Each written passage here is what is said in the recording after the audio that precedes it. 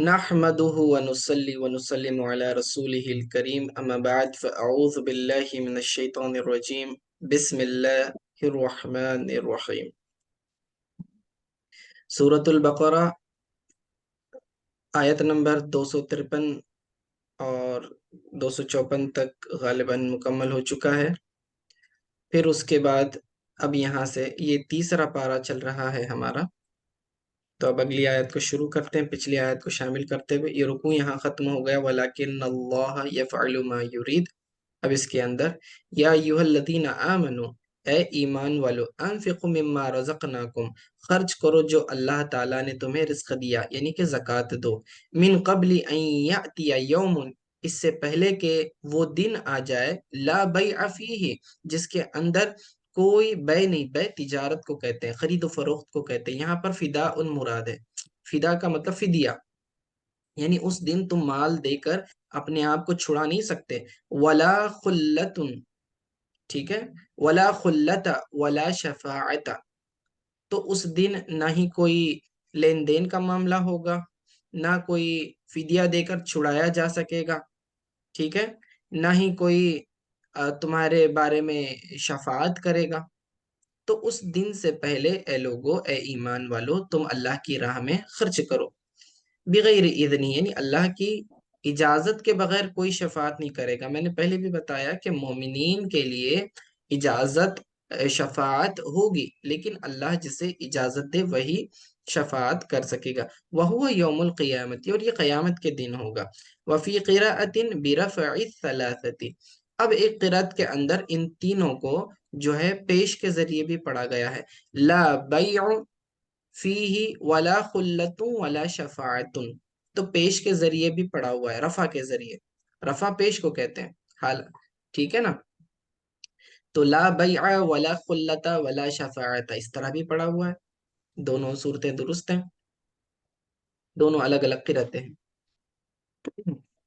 वल काफिरून हुमुज़ ज़ालिमून, और काफिर ही जालिम हैं, ठीक है। काफिर ही क्या है? जालिम लोग हैं। अब मैंने बताया जुल्म का माना क्या है। वदउ शैइ फी गैरि महल्लिही, यानी कि जिस चीज को जिस मकाम पर रखना है उस मकाम से हटा के किसी और जगह ले जाना, ये जुल्म है। जिसकी जो प्लेस है, जिसका जो मकाम है, उसके उससे हटा देना और किसी और मकाम पर उसे ले जाना, रख देना, इसको कहते हैं जुल्म, ठीक है। ये उसकी बुनियादी तारीफ है। अब इसको मुख्तलिफ एंगल से देखेंगे, जैसे कि अल्लाह ताला का हुक्म मानना। अगर अल्लाह के हुक्म की जगह हम अल्लाह के हुक्म को छोड़ देंगे और दूसरों का हुक्म मानेंगे अल्लाह के खिलाफ, तो फिर ये जुल्म हो जाएगा, ठीक है। या फिर अल्लाह की इबादत कर सकते हैं, किसी और की इबादत नहीं कर सकते। अब अगर कोई शख्स अल्लाह की इबादत किसका हक है? अल्लाह का हक है। तो इबादत को अल्लाह की अल्लाह की इबादत करने से हटाकर गैरुल्लाह की इबादत की तरफ डाल दें, तो ये जुल्म हुआ, ठीक है। तो अल्लाह ने फरमाया वल काफिरून हुमुज़ ज़ालिमून, और जो काफिर हैं वही जालिम हैं, क्योंकि उन्होंने अल्लाह ताला की जो चीजें अल्लाह ने फर्ज की हैं उसे माना नहीं, इनकार कर दिया, ठीक है। अल्लाह ताला के हुक्म को ना माना, तो ये ना मानना ही जुल्म है। अब यहाँ से बहुत ही अहम आयत की शुरुआत हो रही है, और वो है आयतुल कुर्सी। आयतुल कुर्सी को आयतुल कुर्सी इसलिए कहते हैं क्योंकि इसे अर्श के पास कुर्सी के नीचे से उसके पाए से निकाली गई है। और आयतुल कुर्सी की अहादीस में बहुत ज्यादा फजीलत आई है। फरमाया गया है कि आयतुल कुर्सी ये असल में जो है तमाम आयतों की सरदार है, सबसे ज्यादा फजीलत वाली सूरत, सबसे ज्यादा फजीलत वाली आयत है। बड़ी आयत भी है, लेकिन फजीलत भी उसकी बहुत ज्यादा है। इसका इसकी हदीस में कई फवायद आए हैं। अगर कोई शख्स सोने से पहले एक मर्तबा आयतुल कुर्सी पढ़ लेता है, तो अल्लाह ताला उसकी हिफाजत के लिए एक फरिश्ता मुकर्रर कर देता है। جو رات بھر شیطان سے، فجر طلوع ہونے تک کے شیطان سے حفاظت کرتا ہے. شیطان اسے کوئی کسی قسم کا وسوسہ نہیں ڈال سکتا، اسے برے خواب بھی نہیں آئیں گے، اسے کوئی تکلیف نہیں پہنچا سکتا. ٹھیک ہے، تو ہمارا معمول ہونا چاہیے روزانہ سونے سے پہلے ایک مرتبہ کم از کم آیت الکرسی پڑھا کریں، اپنے بچوں کو بھی سکھائیں. دوسرا، آیت الکرسی یہ وہ آیت ہے کہ جس سے شیاطین بھاگ جاتے ہیں، ڈرتے ہیں. اگر آپ اپنے مال پر بھی آیت الکرسی پڑھ لیتے ہیں تو بھی جو ہے وہ چوری وغیرہ سے محفوظ رہتا ہے. ایک مرتبہ ایک صحابی رسول غالباً ابو ہریرہ رضی اللہ تعالیٰ عنہ تھے. وہ جو ہے مال غنیمت کا سامان آقا علیہ الصلوۃ والسلام کے پاس تھا، اس کی حفاظت کے لیے آپ نے مقرر کر رکھا تھا انہیں. ایک شخص آیا اور تیزی سے جلدی جلدی مال بٹورنے لگا. انہوں نے اسے پکڑ لیا، اس صحابی رسول صلی اللہ علیہ وسلم نے پکڑ لیا اور کہا کہ میں تجھے حضور علیہ الصلوۃ والسلام کے سامنے پیش کروں گا. تو اس نے منتیں سماجتیں کی اور کہا کہ میں غریب ہوں، مسکین ہوں، مجھے چھوڑ دیجئے. تو پھر ان کو رحم آیا، انہوں نے چھوڑ دیا. صبح فجر کی نماز پڑھانے کے بعد آقا علیہ الصلوۃ والسلام کو اللہ تعالیٰ نے خبر دے دی تھی، اور آقا علیہ الصلوۃ والسلام نے پوچھا کہ تمہارے قیدی کا کیا ہوا، رات میں تمہارا جو قیدی تھا اس کا کیا ہوا. فرمایا یا رسول اللہ صلی اللہ علیہ وسلم، وہ جو ہے اس نے اپنی غربت کا اظہار کیا تو مجھے اس پر رحم آیا تو میں نے اسے چھوڑ دیا.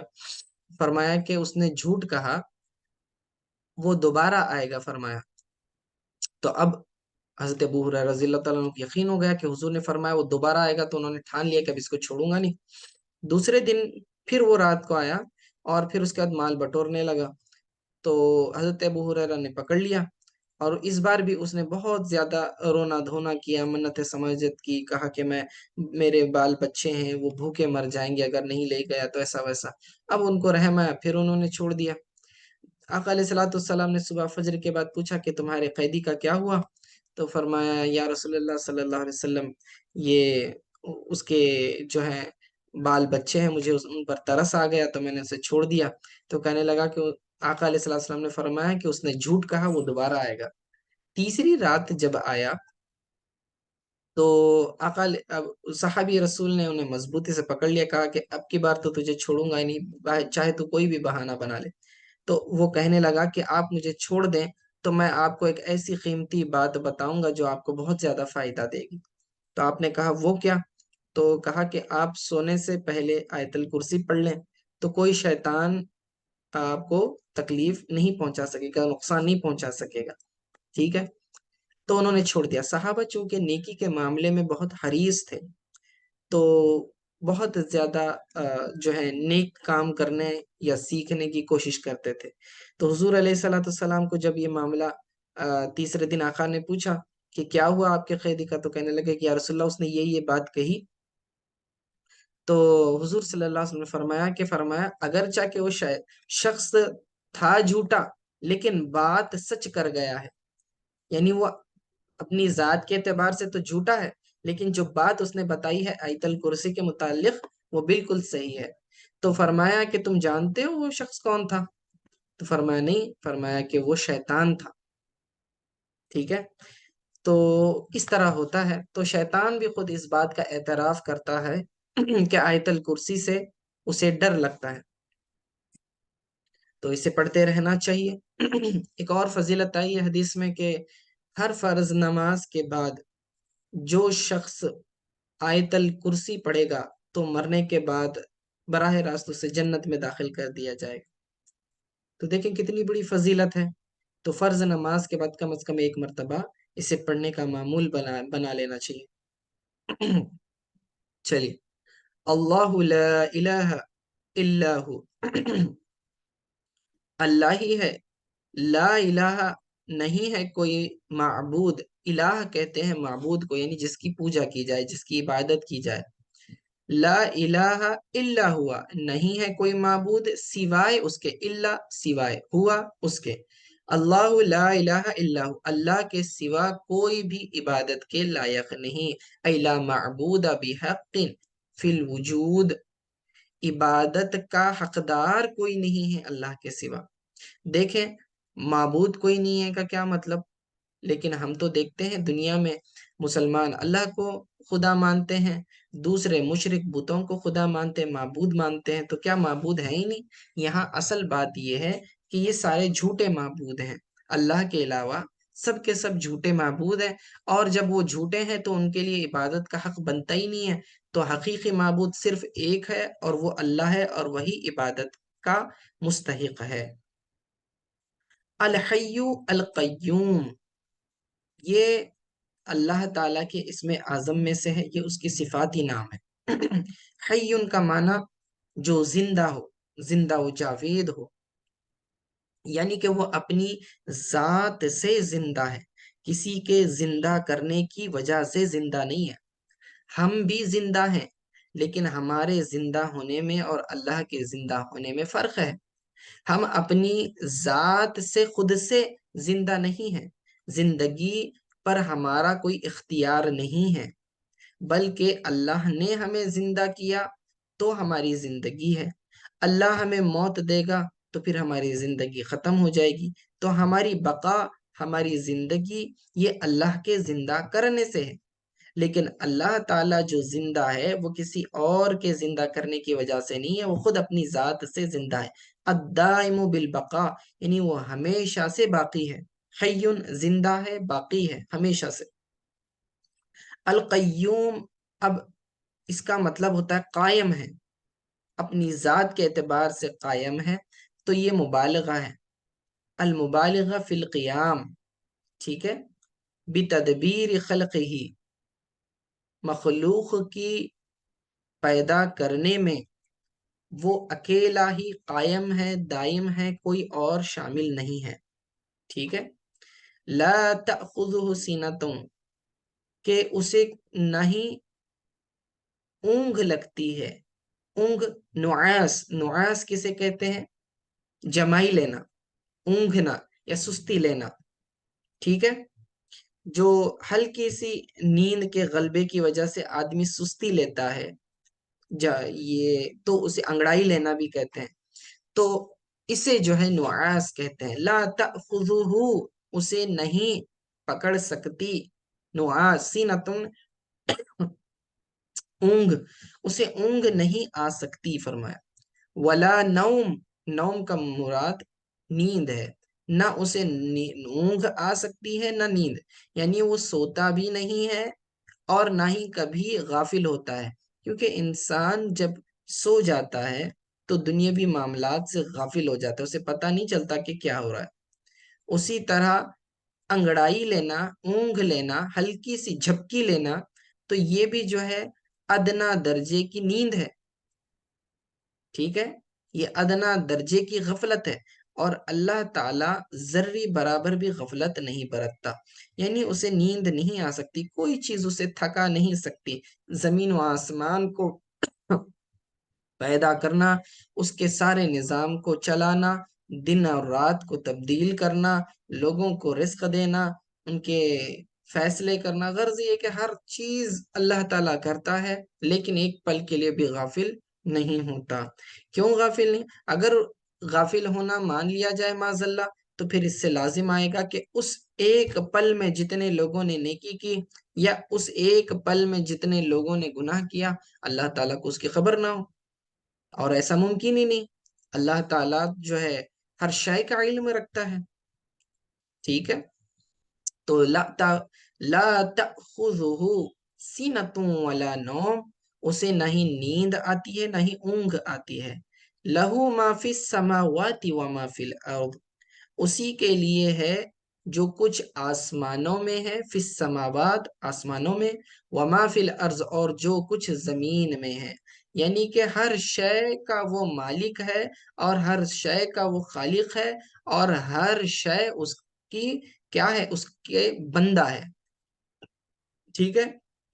تو لہو ما فی السماوات وما فی الارض ملکن و خلقن و عبیدن، ملکیت کے اعتبار سے، تخلیق کے اعتبار سے، اور بندہ ہونے کے اعتبار سے، تمام کے تمام جو ہے اللہ ہی کے ہی، اللہ ہی ان کا مالک ہے، ٹھیک ہے، کوئی بھی مخلوق ہو۔ من ذا الذی، کون ہے وہ جو، یعنی کہ کوئی نہیں ہے، یہاں پہ انکار کے لیے ہے، من ذا الذی کون ہے جو یشفع شفاعت کرے عندہ اس کے نزدیک الا باذنہ بغیر اس کی اجازت کے، ٹھیک ہے، سوائے اس کی اجازت، بغیر اس کی اجازت کے کوئی بھی شفاعت نہیں کر سکتا، مطلب یہ ہے، ٹھیک ہے۔ لا احد، من ذا الذی سے مراد کون ہے؟ یہاں پر کہا یہ جا رہا ہے کہ کون ہے جو اللہ کے حضور شفاعت کرے بغیر اس کی اجازت کے۔ اذن کہتے ہیں اجازت کو، ٹھیک ہے، اذن اجازت کو کہتے ہیں، باذن ہی اس کی اجازت سے۔ من ذا الذی یشفع عندہ کون ہے جو شفاعت کرے اس کے نزدیک الا باذنہ سوائے بغیر اس کی اجازت کے، یعنی کہ کوئی بھی شخص ایسا نہیں ہے جو شفاعت کر سکے، ہاں وہی شخص شفاعت کرے گا جسے اللہ تعالیٰ نے اجازت دے رکھی ہے، جیسا کہ حضور علیہ السلام ہے کہ انہیں شفاعت الکبریٰ کا اللہ تعالیٰ نے شرف عطا فرمایا، سب سے پہلے وہی شفاعت کریں گے، دوسرے پھر دیگر انبیاء ہیں، علماء ہیں، حفاظ ہیں وغیرہ، پھر باقی لوگ بھی شفاعت کریں گے جن کو اللہ تعالیٰ نے حق دیا ہوا ہے۔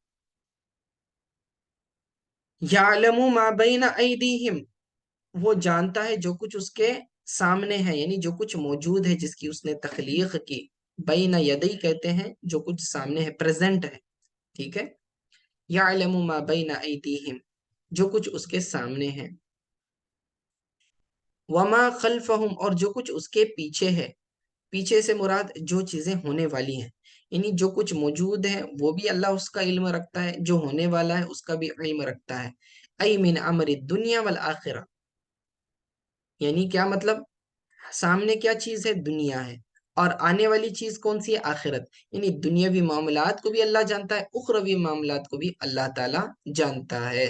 وَلَا يُحِيطُونَ بِشَيْءٍ مِّنْ عِلْمِهِ إِلَّا بِمَا شَاءَ اور اس کے علم کا کوئی احاطہ نہیں کر سکتا، یعنی اس کے علم میں سے کوئی حاصل نہیں کر سکتا، وَلَا يُحِيطُونَ احاطہ نہیں کر سکتا کوئی بھی، بشیء تھوڑا سا بھی، من علم ہی اس کے علم میں سے، الا بما شاء جتنا اللہ چاہے، ٹھیک ہے، یعنی کہ اللہ تعالیٰ کے علم میں سے کوئی شخص کچھ بھی نہیں جان سکتا، اس کی معلومات میں سے کوئی حاصل نہیں کر سکتا، ہاں اللہ جسے جتنا علم دے دے تو بس اتنا ہی لوگ جان سکتے ہیں، یعنی کہ اللہ علم الغیب ہے، کوئی مکمل طور سے اپنے طور سے اس علم کو نہیں حاصل کر سکتا، ٹھیک ہے، ای لا یعلمون شیئا من معلوماتی اس کی معلومات میں سے کوئی بھی ذرہ برابر بھی حاصل نہیں کر سکتا، تو اس کے علم کو حاصل کرنے کا ذریعہ کیا ہے، فرمایا الا بما شاء سوائے اتنا جتنا اللہ تعالیٰ چاہے، اللہ کی جتنی مرضی ہوگی اللہ اتنا ہی علم عطا کرتا ہے، اور وہ کیسے عطا کرتا ہے، یعلمہم بہ منہا باخبار الرسل، یعنی اللہ تعالیٰ انہیں رسولوں کے ذریعے خبر دیتا ہے، دنیاوی معاملات کے بھی اور آخرت کے معاملات کے بھی، دنیا کی بھی کئی چیزیں جو ہیں آقا علیہ السلام نے حال، ماضی اور مستقبل کی خبریں دی، اسی طرح قیامت میں کیا ہوگا اس کی بھی خبریں دی، یہ علم تو اللہ کے پاس ہے کہ کل کیا ہوگا قیامت میں، تو ہمیں کیسے پتا چلا، رسول کے ذریعے پتا چلا، اور رسول کو کیسے پتا چلا، اللہ کے بتانے سے پتا چلا، تو نبی کا مطلب ہوتا ہے غیب کی خبر دینے والا، اور یہ غیب کا علم نبی کا اپنا ذاتی نہیں ہوتا بلکہ عطائی ہوتا ہے، یعنی کہ اللہ انبیاء کو غیب کی خبریں دے دیتا ہے، اسی لیے وہ ہمیں غیب کی خبریں بتاتے ہیں، ٹھیک ہے، تو جب حضور علیہ السلام کے لیے علم الغیب کی بات کی جاتی ہے کہ نبی علیہ السلام کو علم الغیب تھا، اس کا کیا مطلب، اس کا مطلب یہ ہے کہ اللہ نے انہیں غیب کی خبریں عطا کی تھیں، اللہ کے بتانے سے نبی علیہ السلام کو پتا چلا اور انہوں نے ہمیں بتایا، ٹھیک ہے، جیسا کہ قرآن میں ایک جگہ اللہ تعالیٰ نے فرمایا ہے کہ عالم الغیب، اللہ عالم الغیب فلا یظہر غیبہ احدا اپنے غیب کو کسی پر بھی ظاہر نہیں کرتا، الا من ارتضی من رسول سوائے اپنے پسندیدہ رسول کے، معلوم یہ ہوا کہ غیب کی خبریں اللہ تعالیٰ رسولوں کو بتاتا ہے۔ اب دنیا میں جو ہے کوئی شخص علم الغیب کا دعویٰ کرے تو وہ جھوٹا ہے، یاد رکھیں، انبیاء کو وحی ملتی ہے تو وہ غیب کی خبریں بتاتے ہیں، لیکن کوئی بابا بن گیا ہے یا کوئی نجومی بن گیا ہے اور وہ دعویٰ کرتا ہے کہ میں بھوشیوانیاں کرتا ہوں، میں تم کو مستقبل کے تمہارے فیوچر کے بارے میں بتاتا ہوں، پریڈکشن کرتا ہوں، تو یہ بالکل غلط ہے۔ اس طرح کے لوگوں کے پاس جانا نہیں، اس طرح سے ایمان خراب ہو جاتا ہے۔ فرمایا جو کوئی شخص کسی نجومی یا کاہن کے پاس گیا، یعنی اپنے فیوچر بھوشیوانی معلوم کرنے کے لیے، فرمایا اس نے مجھ پر میں مجھ پر لائے اترے ہوئے دین یعنی کہ دین اسلام کا انکار کیا۔ ٹھیک ہے، تو یہ اتنی بڑی بات ہے، تو ایسے لوگوں سے بچنا چاہیے جو بھوشیوانیاں کرتے ہیں، جو دعوے کرتے ہیں کہ ہم غیب کی خبریں دیتے ہیں۔ یہ کوئی غیب کی خبریں انہیں حاصل نہیں ہوتی، کیونکہ یہ تو علوم اللہ کے پاس ہے۔ اللہ نے کیا فرمایا آیت الکرسی میں؟ وَلَا يُحِيطُونَ بِشَيْءٍ مِّنْ عِلْمِهِ، اس کے علم میں سے کوئی شخص احاطہ نہیں کر سکتا، کچھ بھی حاصل نہیں کر سکتا، الا بما شاء، سوائے یہ کہ اللہ اپنی مرضی سے رسولوں کو بتا دے۔ اب اگر وہ رسول کے ذریعے خبر آ رہی ہے تو پھر تو بالکل درست ہے، لیکن اگر وہ رسول کے ذریعے نہیں آ رہی تو پھر ہم اس کے بارے میں کوئی بھی حتمی فیصلہ نہیں کر سکتے، یقینی بات نہیں کہہ سکتے۔ ٹھیک ہے، تو یہ اس طرح کے باتیں نہیں ماننی چاہیے۔ ہاں، بعض اولیاء کو کشف و الہام ہوتا ہے، لیکن وہ علم یقینی نہیں ہوتا، ظنی ہوتا ہے، یعنی کہ اگر وہ شریعت کے موافق ہو تو مانا جائے گا، شریعت کے خلاف ہو تو نہیں مانا جائے گا۔ اب آپ کہیں گے کہ بعض ایسے نجومی ہوتے ہیں یا پھر ایسے کاہن ہوتے ہیں جو بھوشیوانیاں کرتے ہیں، بتاتے ہیں، اور ان کی بعض باتیں سچ بھی ہوتی ہیں۔ یاد رکھیں کہ انہیں کوئی غیب کا علم حاصل نہیں ہوتا۔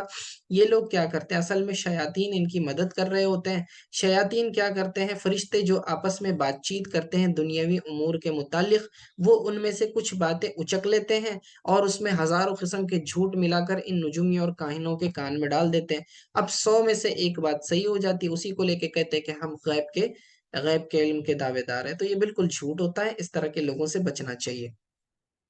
وسیع کرسیہ السماوات والارض، اس کی کرسی نے، وسیع، وسیع کا مطلب اس کی وسعت جو ہے پھیلی ہوئی ہے، کرسیہ، اس کی کرسی، السماوات والارض، یعنی زمین و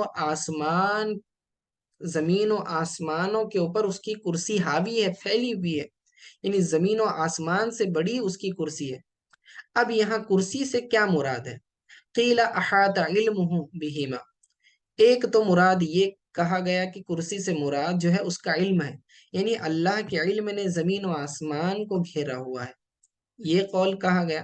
وقیل الکرسی نفسہ مشتمل علیہ لعظمتہ، اور کہا گیا کہ کرسی سے مراد اللہ تعالیٰ کی یہ عظمت ہے، یعنی جس طرح کے اللہ جس طرح ایک بادشاہ ہوتا ہے، بادشاہ کی اپنی سلطنت اور اپنی جو ہوتی ہے اس کی حکومت پھیلی ہوئی ہوتی ہے مختلف تو زمینوں پر، تو بادشاہ کہتا ہے کہ ساری زمینوں کی حکومت میری ملکیت میں، اسی طرح اللہ تعالیٰ زمین و آسمان کا مالک ہے، اس کی عظمت جو ہے زمین و آسمان کو گھیرے ہوئے ہے، یعنی اپنی بادشاہی کی عظمت۔ ٹھیک ہے، وقیل الکرسی نفسہ مشتمل علیہما لعظمتہ، تو کرسی سے مراد بذات خود وہ اس کی کرسی، یعنی ہم وہ تصور نہ کریں کہ بھئی بیٹھنے کی کوئی شے جس کے 4 پائے ہوں، ٹھیک ہے، اس طرح نہیں، یا پھر یہ کوئی اور شے ہے جس کا ہم پوری طرح سے ادراک نہیں کر سکتے، ہم جانتے نہیں کہ یہ کیا شے ہے، ہاں لیکن یہ اتنی بڑی ہے کہ زمین و آسمان اس کے سامنے چھوٹے لگتے ہیں۔ اور حدیث پاک میں آتا ہے مَس سماوات السبع فی الکرسی الا کدراہیم سبعۃ القیت فی ترس، ٹھیک ہے، کہتے ہیں کہ 7 آسمان کرسی کے مقابلے میں ایسے ہیں گویا کہ ایک تھال کے اندر 7 درہم ہوں۔ تو مجھے بتائیں کہ تھال بڑا ہوتا ہے کہ درہم بڑا ہوتا ہے؟ تھال بڑا ہوتا ہے، اور اس کے اندر جو درہم ہوتے ہیں، سکے ہوتے ہیں، اس کی شکل تو بہت چھوٹی ہوتی ہے، وہ گھیر نہیں سکتے، گویا کہ تھال نے انہیں گھیرا ہوا ہوتا ہے۔ اسی طرح اللہ تعالیٰ کی کرسی کے کنسپٹ کو سمجھانے کے لیے حدیث میں بتایا گیا کہ وسیع کرسیہ السماوات والارض، زمین و آسمان کو اللہ کی کرسی نے گھیرا ہوا ہے۔ وَلَا يَعُودُهُ، اچھا یہ بات یاد رکھیں کہ کرسی یہ دنیاوی کرسی کے طرح نہیں ہے کہ انسان اس کے اوپر بیٹھتا ہے، ٹھیک ہے، کیونکہ بیٹھنے کے لیے جسم ضروری ہوتا ہے اور اللہ تعالیٰ جسم سے پاک ہے۔ جب اللہ کا جسم ہی نہیں ہے تو پھر اس سے مراد وہ ظاہری کرسی نہیں لیں۔ البتہ یہ کیا ہے اللہ بہتر جانتا ہے، تو ہم اس پر ایمان رکھتے ہیں لیکن اس کی تفصیلات کی کوشش نہیں کرتے، چھان بھی نہیں کرتے۔ اللہ نے جیسے کہا ہم ویسے مانیں گے، کرسی ہے تو ہے، ٹھیک ہے۔ اور اس کے سائز کے بارے میں بتایا کہ زمین و آسمان کو احاطہ کیے ہوئے ہے، اس سے بھی بڑی ہے۔ ولا یعودہ حفظہما، اور اس کی حفاظت کرنا اس کے اوپر کوئی مشکل نہیں۔ یعودہ سے مراد یثقلہ، یعنی اس کے اوپر یہ بھاری نہیں ہے۔ حفظہما، اس کی حفاظت کرنا، یعنی کہ زمین و آسمان کو پروٹیکٹ کرنا، بچانا، یہ اس کے لیے کوئی مشکل نہیں۔ وہو العلی العظیم، اور وہ علی ہے، علی سے مراد بلند ہے، فوق خلقہ بالقہر، اللہ تعالیٰ کی ذات جو ہے تمام مخلوق سے بہت بلند و بالا ہے، ٹھیک ہے۔ اور العظیم ہے، عظیم سے مراد الکبیر، ٹھیک ہے، یعنی کہ بہت بڑا ہے۔ تو اللہ تعالیٰ کی ذات ہر شے سے بڑی ہے، زمین سے بھی بڑی ہے، آسمانوں سے بھی بڑی ہے، کرسی سے بھی بڑی ہے۔ اللہ سے بڑی کوئی شے نہیں، اللہ اکبر، اللہ سب سے بڑا ہے، ٹھیک ہے۔ ولا یعودہ حفظہما، اور اس کے لیے ان دونوں کی حفاظت، زمین و آسمان کی حفاظت، اس پر کوئی مشکل نہیں، کوئی بھاری نہیں۔ وہو العلی العظیم، اور یہ بہت، اللہ تعالیٰ کی ذات بہت ہی بلند ہے اور عظیم ہے، ٹھیک ہے۔